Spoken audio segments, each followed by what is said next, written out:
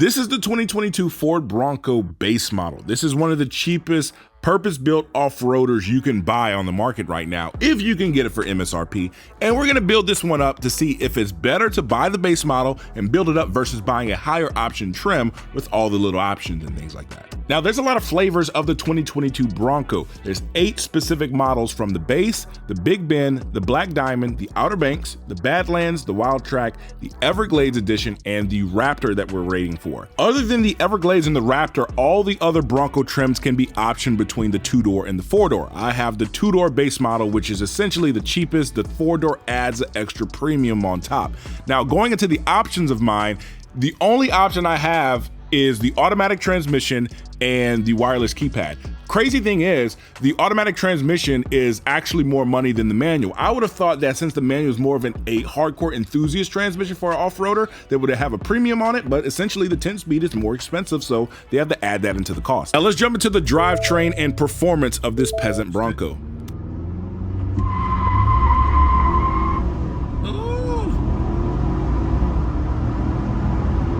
Left little 2 patches. Now this cheap old Bronco comes with a 2.3 liter EcoBoost. It's twin independent variable cam timing, gasoline turbocharged direct injected inline 4-cylinder. Now this is similar to the one that's in the Ranger, not necessarily very close to the one that's in the Focus RS, but it still has some trick stuff. It has forged connecting rods, forged crank. It also has 2 different power figures. On regular fuel, it makes 275 horsepower and 315 pound-feet of torque. On premium fuel, so pretty much 91, 93 octane, it makes 300 horsepower and 325 pound-feet of torque. Now my truck is specifically optioned with the 10-speed automatic. It likes to hunt for gears a lot. These 4 cylinders don't make any power if they're not in boost, so it's always looking for like the perfect gear for the right time.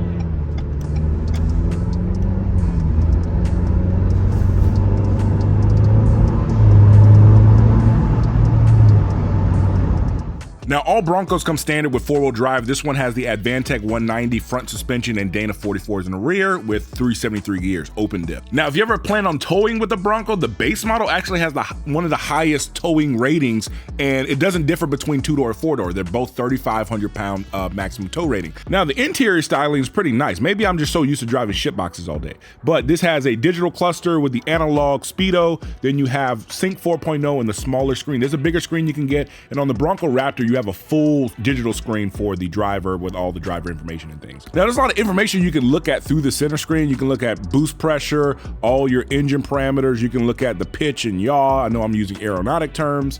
The diff lock and things like that. The Apple CarPlay, Android Auto is seamless. It almost gets annoying where it always connects. It always wants to connect. So anytime you have anything playing on your phone, it's instantly going to play through the speakers. But I mean, it's a solid choice. I mean, there's nothing, I don't see any downside with Ford's infotainment. Ford's infotainment, in my opinion, has been the industry standard. Now, onto the exterior. This truck has some goofy looking proportions because it's a non-Sasquatch package. It doesn't have the upgraded diffs, the upgraded tires and wheel package and fenders. So essentially, it kind of just looks like it skipped leg day. The front end of these vehicles on different trims have different grills as well. This is the base model grill that's in this black plastic. Also, they don't come with the signature lighting package. And I think that's actually probably one of my biggest regrets of getting this base model. It doesn't have the cool lights. Like, that is the Bronco lights that I like, and this one doesn't have it. So do I want to spend thousands of dollars in the aftermarket to do that? I don't know, maybe I have to just bite the bullet. But essentially, the goal for this truck is to build it up with a budget in mind. Especially, we want it to look the part, so obviously wheel and tire package, a lift kit, or a lifting system of sorts, and then powertrain. So these are the 2 engine candidates we're looking to potentially swap into these Broncos. So this first one is a Gen 3 5-liter Coyote with a 10-speed and transfer case. This is running on different architecture than the new Broncos are. They're running on what we would call Gen 4 stuff. But essentially, this one would have to run with like a custom ECU, Motec, or something standalone would run it. Maybe you have to integrate it all into the body control systems of the Broncos. The second option is the 7.3 Godzilla. This is a 7.3 gasser. It's not a diesel engine. This is just a torque monster, which I already know people that do off-roading would love something like this in a Bronco like that. And this is the gas engine option for those very, very big torque monster. This one is gonna have a lot of aftermarket support with blowers like Whipple, Roush.